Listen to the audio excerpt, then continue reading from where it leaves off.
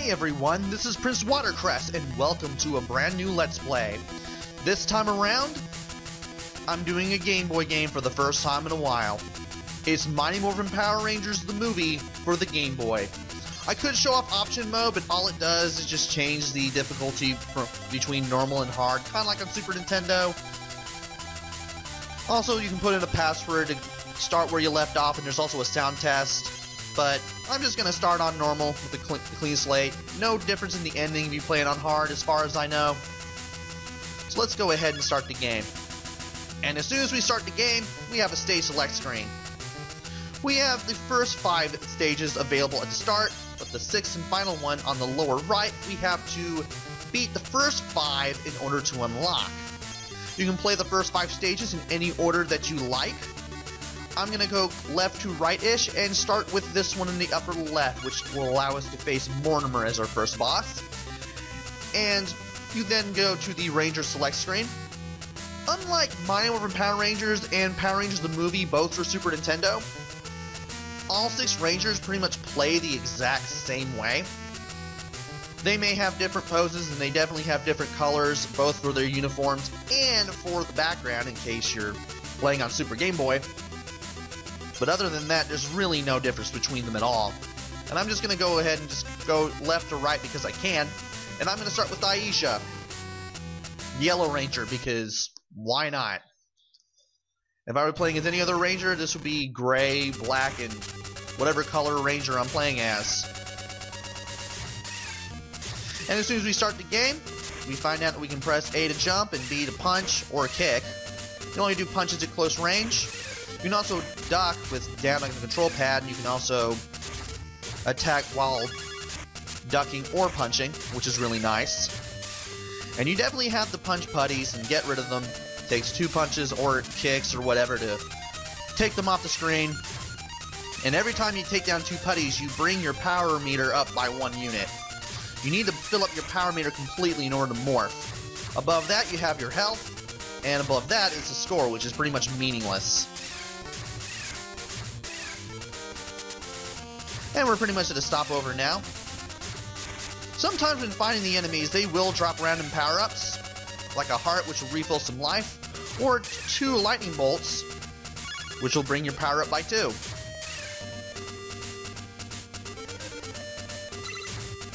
Also, because that power-up, it may have been a heart, it may have been a pair of lightning bolts, who knows? If it got stuck on the screen where I can't grab it, I would have had to wait for it to disappear in order to continue on. This is especially true when you reach the end of a section. And it can be frustrating at times. Whether it happens a lot or not kind of depends on your luck, because the power-ups pop up at random. You're not always going to get them. And we pretty much reached the end of the first section here, so it's time to take on our first mini-boss. This thing. You can't hit it until it turns solid, and lightning strikes. And when you get it solid, just stand just left of center and keep attacking it, and you should be able to take it down. Just like that.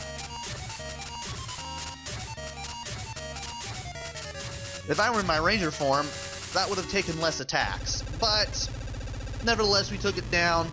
Very easy trick to take that thing down. And now that my power meter is full, it's time to check out the Ranger form. In Ranger form, putties only take 1 attack to destroy.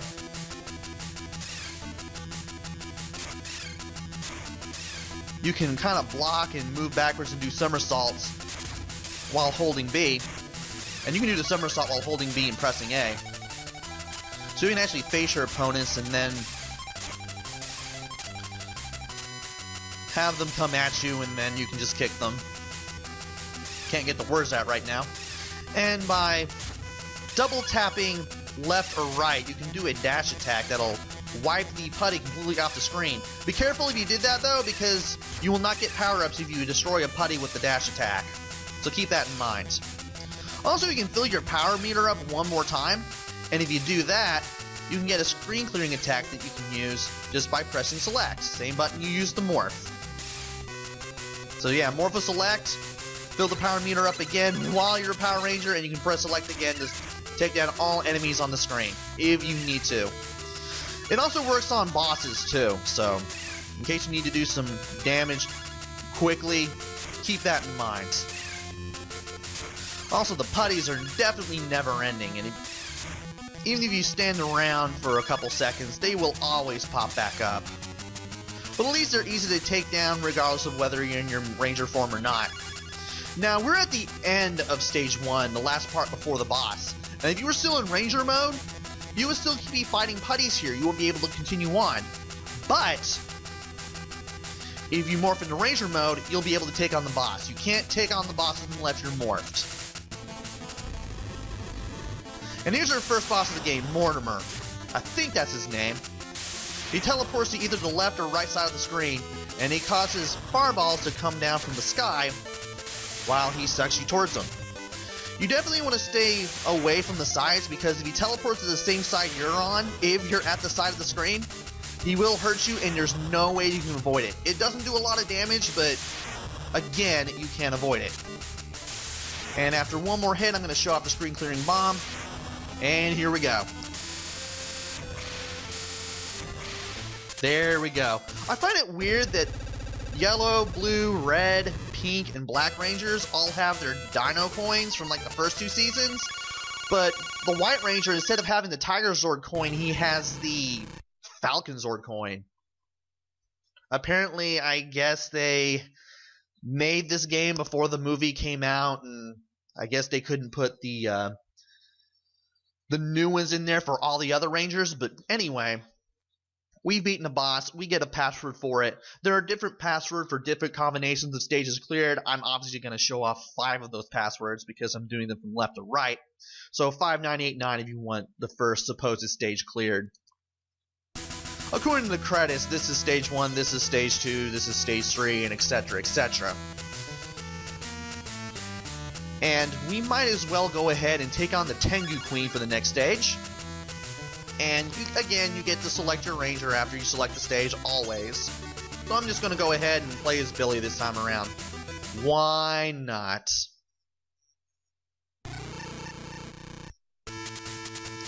And as soon as you start the stage, you'll meet the bats. They don't do a lot of damage, but you can get some good health off of them. Not health, but, well, you could get health off of them if you got lucky, but you can definitely get some power out of them. And you also have these conveyor belts, which may make it easier or harder for you to get past these spike pits, depending on how good you are with the jumping. Sometimes it wants to respond, sometimes it doesn't. It's kind of iffy. And if you do land in the spike pits, just keep jumping to the right and you'll eventually get out of them. They don't do a lot of damage unless you just completely stand there. And now we have these little brain-like enemies that just move forward. You can hit them while they're in the air, but it's easier to hit them while they're on the ground with a crouching kick. So that way, you can take care of them really easily. There are also ceiling spikes. I would not jump into those, even though they don't do too much damage. And these things shoot fireballs. They don't do a lot of damage, but when you destroy them, they cause these rocks to fall down. And you want to wait for them to completely crumble and disappear before you continue on, because even when the debris is on the ground there and it's on the way towards disappearing, that debris can still hit you while the rock is crumbling. And now we have yet another new enemy here, these water taps, as I like to call them. They go down in one hit, but they can be really annoying. And apparently I'm losing more health than I should because I'm talking and playing this game at the same time. But we have made it over here. Punch, punch, crouch, punch, punch. Pay attention to how I'm doing this, because this lets you get away from this thing as quickly as possible. Punch, punch, crouch, crouch, punch. You want to be standing still for the first 2 hits, crouching for the next 2. If this thing catches up with you, you die instantly regardless of how much health you have. There's no way to fight this thing. So your best bet is just to punch through the sand here. Power Rangers must be pretty strong if they don't have to be Rangers to punch through sand like this.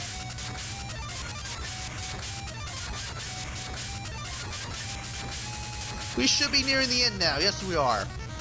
Once you reach that last bit of sand, you want to keep heading right because you do not want this thing to touch you at all.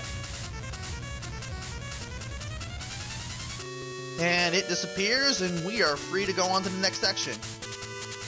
And now we have falling spikes. Some of these spikes are flickering. The ones that are, they're the ones that will fall down. I might as well go ahead and morph into a ranger now. Not only to make it easier to get to the next boss, but also to refill my health. You actually do refill your health when you transform into a Power Ranger. And now we got more bats. Might as well go ahead and get some free health here. And that last set of spikes near the entrance of this section you can actually walk on. And that's a good thing because we're going to ride on this minecart. Just use left and right to move the minecart, and when you reach another one you want to jump to it as quickly as possible because if you don't and you land on the ground, it's instant death. Also, if you're in ranger form, do not hold B while moving, or else you will move off the cart and you will die. Very good chance of that happening. Also, you definitely want to duck in case of a low overhead, like right here. That way you don't take a ton of damage. Thankfully, this section is not very long. You just want to avoid duck under the low ceilings, and you also want to avoid the falling spikes. Some of them drop power-ups, but sadly you won't be able to get them. And now that we're in Power Ranger form, you might as well go ahead and fight a few putties. In case you're still in Ranger form and you need the power, because you died here, you can go ahead and fight putties here until you're able to morph into a Power Ranger. But since we were able to do that, we get to fight the Tengu Queen right away. You want to jump all the way to the center here, and you want to pay attention to what side the Tengu Queen lands. From there, you want to jump over to the Tengu Queen and then attack him or her. I'm so used to taking on enemies that are either of male or neutral gender and calling them him or he.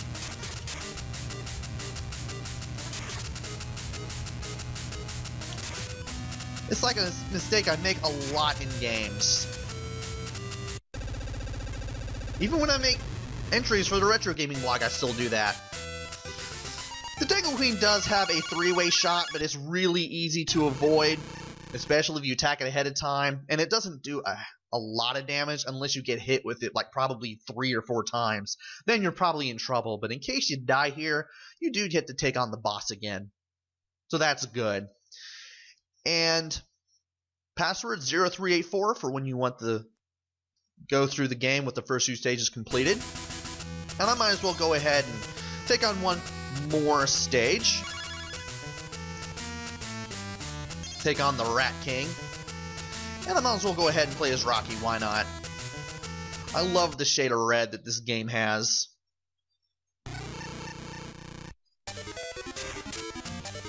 And believe it or not, that is not lava, that is actually water. I know the red that comes with being the Red Ranger makes it look like lava, but it's really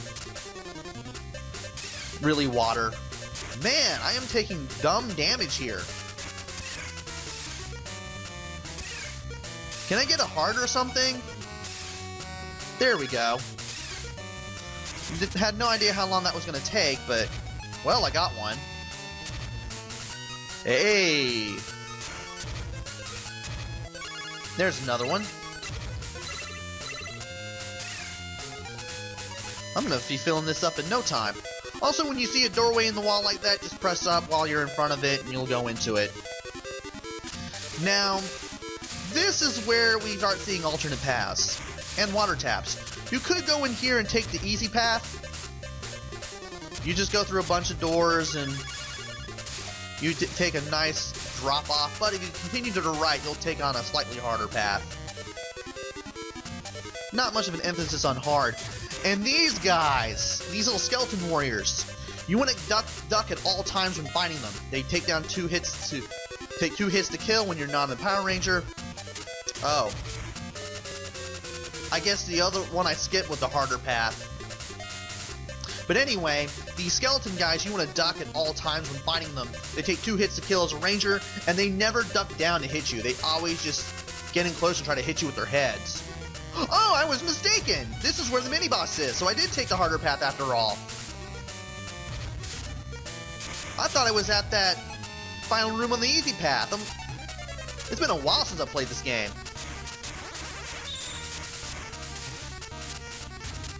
Anyway, here's the mini-boss. You want to avoid the fireball here whenever necessary. I'm having trouble doing that because I get stuck in the water. There we go. You just keep jumping over it like this until it disappears. And you want to hit it when the eye is open before it goes back down. Also forgot to mention, in case you're in the water, just keep jumping to the right like you would with the spikes. That way, you can get through it much more quickly. This thing does disappear. There we go. I didn't even practice with this route, I just took the other one. So this is me trying to relearn how to fight the boss, and thankfully I did it really quickly. I haven't played this game in years. But I did grow up with it way back in 1995, so it was a perfect fit for this channel, I think. I like the early Power Rangers games. Too bad I grew out of it at around Zero. That was like the last 16-bit game for the series, and I grew out of it. Maybe I think a better term would be I lost interest and moved on to other things, primarily other video games. And this is where you ended up if you took the other path. That was confusing, alternate route taking, but, well, it was fun. And here you just want to jump to the right immediately. That way you don't take on any water tests, because if you take too long, enemies do show up and you have to face them before you can continue on to this screen. This is where you'll face putties in case you're not in Power Ranger mode and you need to morph. But we've already taken care of that, and it's time to face the Rat King. I think that's his name. You want to stay on the center platform here, and you want to keep an eye on the water here and jump whenever he jumps. Now thankfully, as long as he's not somersaulting, you can't touch him and take damage. He's only devastating to the touch when he does that somersault attack. And it's definitely RNG based, so you definitely want to keep an eye on this guy and watch for where he pops up. In case he does pop up without doing the somersault, you have more than enough time to hit him. And I'm getting a really good pattern here. So I get to take much less time than I thought I would at beating this guy. And one more hit ought to do it. Thankfully, I'm able to get it right away. Man, I love doing Game Boy games, especially with live commentary. I definitely wanted to do one of these for the longest time again, and now I'm finally able to do it. And so far, it's working out really wonderfully because we've already completed the first 3 stages. Password is 1640 in case you want to have half the game completed. Easy password there. And I've already completed 3 stages, and it's been about 20 minutes, a little over 20 minutes. So I figured I might as well just go ahead and stop it here. Next time, we take on Goldar and Lord Zed. And hopefully we'll take on Ivan Ooze. No surprise there, in case you've ever watched the movie. So until then, this is Prince Watercrest. Take care, stay safe, and thanks for watching!